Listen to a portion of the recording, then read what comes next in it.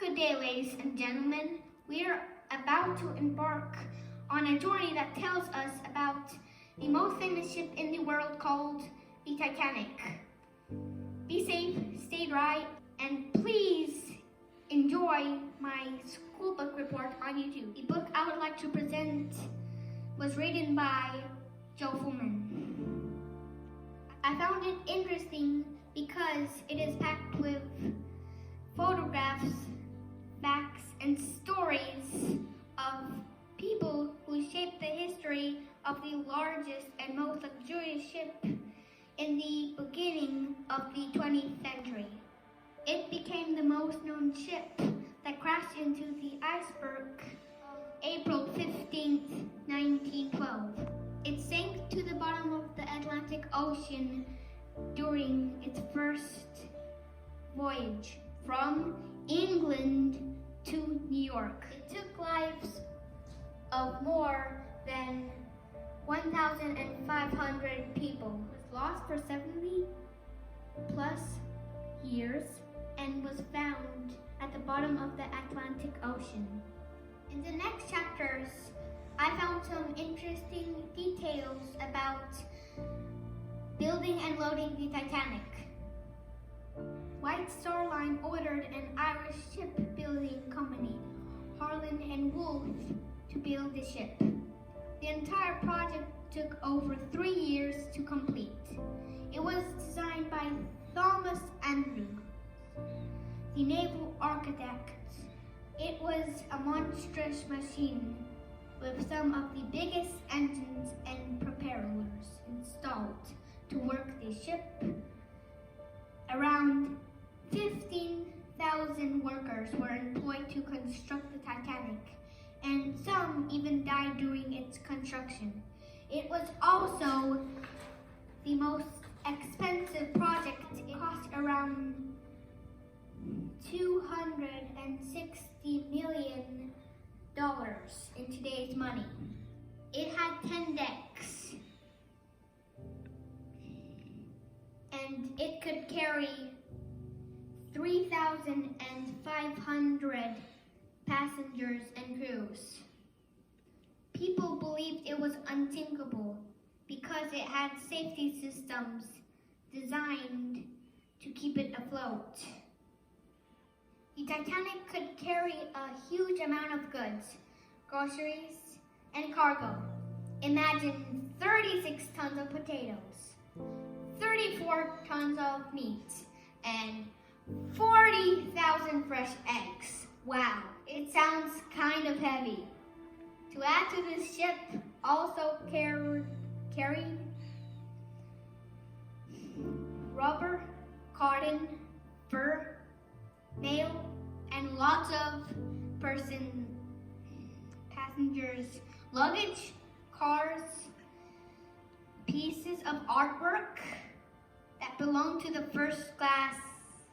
How was traveling first class? First class entertainment reminded expensive hotels. The dining room had the grand staircase and an elevator. The gym was equipped with rowing machines, extra bikes, and a pool. It looks like it was fun, but pricey. In today's money, it would cost you up to $50,000. Depending on the suite type, you would have to be rich and famous, like Mr. Hershey, the director of the U.S. chocolate factory, that was lucky to miss the boat, canceling for work reasons. Traveling second class was less expensive, while traveling third class was the most affordable way for many immigrants to search in for a better life. They got tiny cabins with bunk beds and had not much room to walk around. and enjoy fresh air. At least they were served meals and not asked to bring their own lunch boxes, which was the case on another ship liner at that time. It took just less than 3 hours for the Titanic to sink. In the next chapter, the narrator uses many details to describe the disaster. I've learned many facts that make me wonder whether the ship could avoid the tragedy. There are many what-ifs here to think about. What if the ship was moving slower without trying to break a new speed record of crossing Atlantic Ocean and arriving to New York one day earlier? What if the captain and officers didn't ignore telegram warnings of icebergs straight ahead? What if the quartermaster who received an order to change the direction didn't turn the wheel, causing the ship to crash into the iceberg side on? Would the ship withstand the head-on collision? What if there were enough lifeboats on board? They were used at full capacity and loaded right after the collision. And what if the Carpathia ship arrived earlier to rescue the survivors?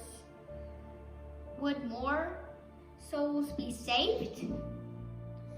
The author retells some remarkable crew and passenger stories of faith and courage, service and sacrifice during this tragedy. Unfortunately, I don't have enough time to mention all of them. I found especially moving the story of the Titanic musicians who all perished in the sinking, but carried on playing to the end. Did you know that several experts searched for the shipwreck since the tragedy until final in 1985? It was found by a submersible called Argo. Some interesting artifacts were discovered on the bottom of the ocean, such as jewelry, the ship's compass, and perfumes. They were well preserved and used to create a range of modern perfumes. If you want to experience more of Titanic, you could visit some exhibits like the one in Las Vegas I went with my parents a few years ago.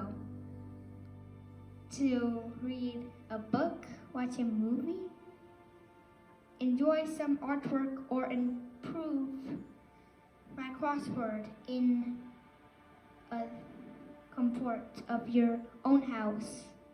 Thank you for watching, ladies and gentlemen.